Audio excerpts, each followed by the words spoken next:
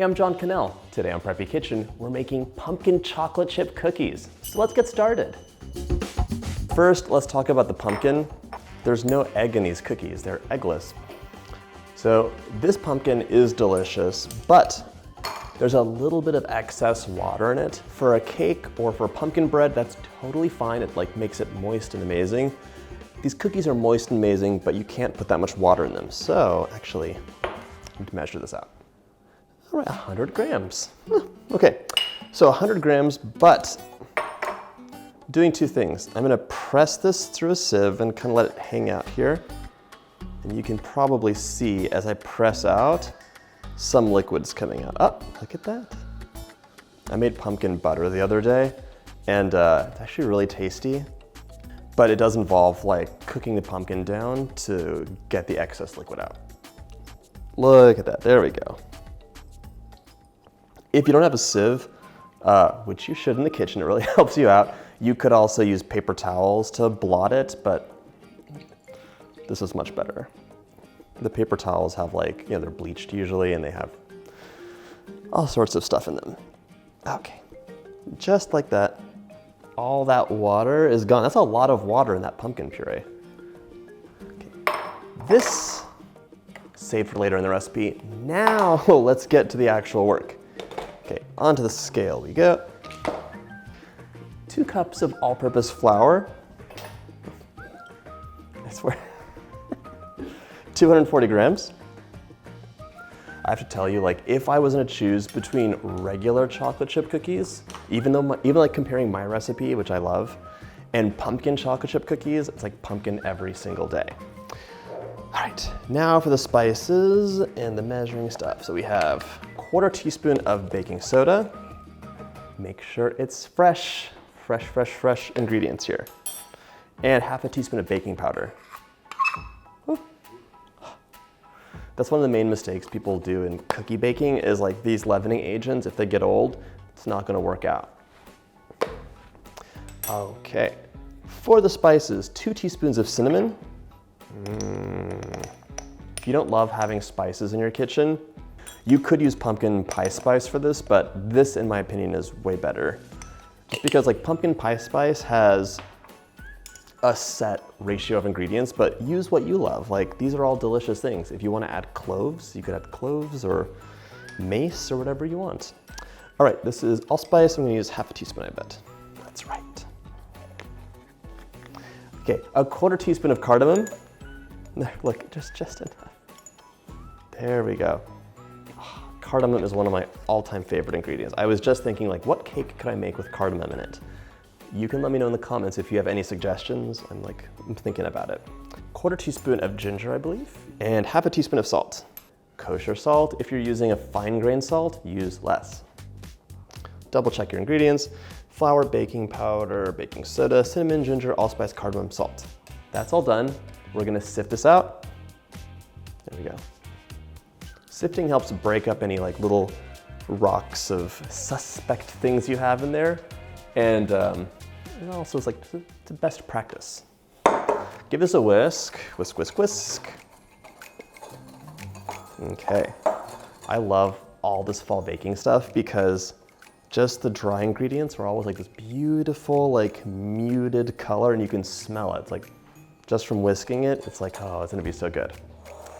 Okay, that set aside, and now for the wet ingredients. This is not your normal cookie recipe, so we're not gonna beat the butters and sugars. I don't like that beeping sound.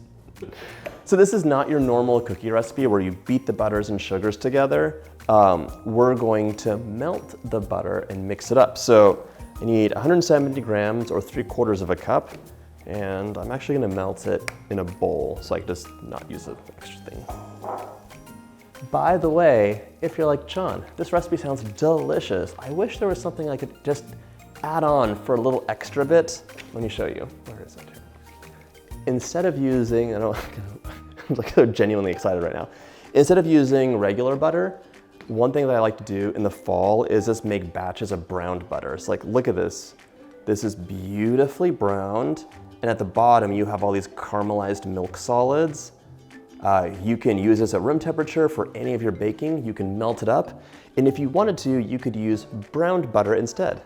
Let me know if you want some more instructions on browning butter. It's actually really easy.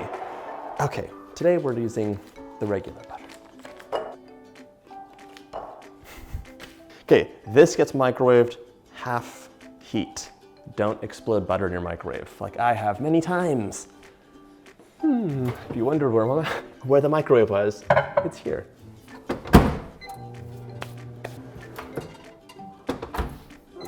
Still completely solid. Okay. Okay, I need 2/3 of a cup of brown sugar. Everything's going into this bowl with the melted butter. Half a cup of white granulated sugar. 1 teaspoon of vanilla.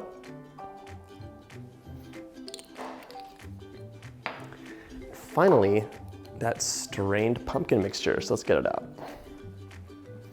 See how like nice and firm that is now? It really changed its texture. This is gonna give us a beautiful color, an amazing texture, and act as a binding agent, just like eggs would in a normal baked good. Okay, let's give this a whisk to incorporate everything together. You can't get any better than brown sugar and butter together. They do amazing things.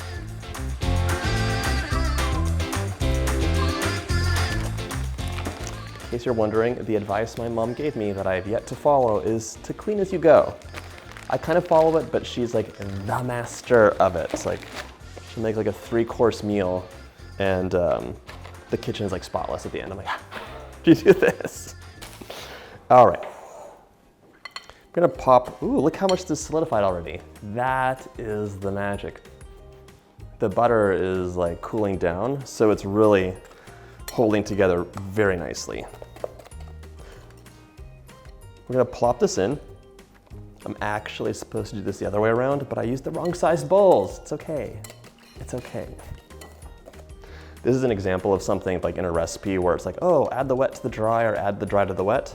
You can go either way. We're gonna mix this until it's just combined. And actually, I'm gonna do it until it's almost combined. I'm gonna see a few streaks of flour when I stop. If you overmix the batter, which a lot of people can do, and some recipes don't really warn you against, you activate the gluten in the flour and it contracts back and becomes kind of like tough. So you don't want a tough cookie, you want a cakey, delicious cookie. The flour is really just providing structure, not flavor. So just be gentle. This is just about there.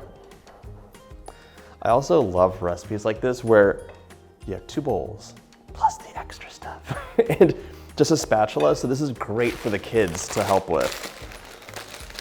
Lachlan and George have started like helping out in the kitchen and they do use the mixers, but I'm like, please be careful. So like one hand is free to like operate the mixer, the other hand I'm like holding so they don't like put their fingers in. I want 1 cup of semi-sweet chocolate chips. So that's 1, and for this, that's 1/2. I'm gonna reserve a handful, just like that. These are gonna go on top of the cookies at the end. I'm gonna mix this in now, and in mixing in the chocolate chips, I'm gonna end up like eliminating all these streaks of flour. So a lot of times my recipes say mix until almost combined, then you add 1 last thing in and you finish mixing, which helps you get a tender, cakey, delicious pumpkin cookie. I just realized I could like taste the wet ingredients because there's no raw egg in it. That's good. Baking sheets are important. I always like to use rimmed baking sheets. I don't like the flat cookie sheets.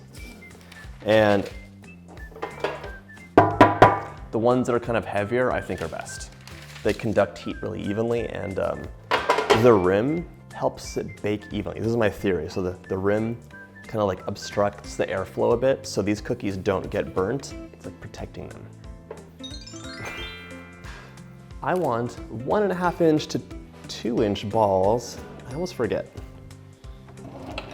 I have like a bird brain for numbers, and yet I was a math teacher. So here's the deal. Also, math is a language, and the more you practice it, the better you get at it. So when I was teaching it, I was totally fluent.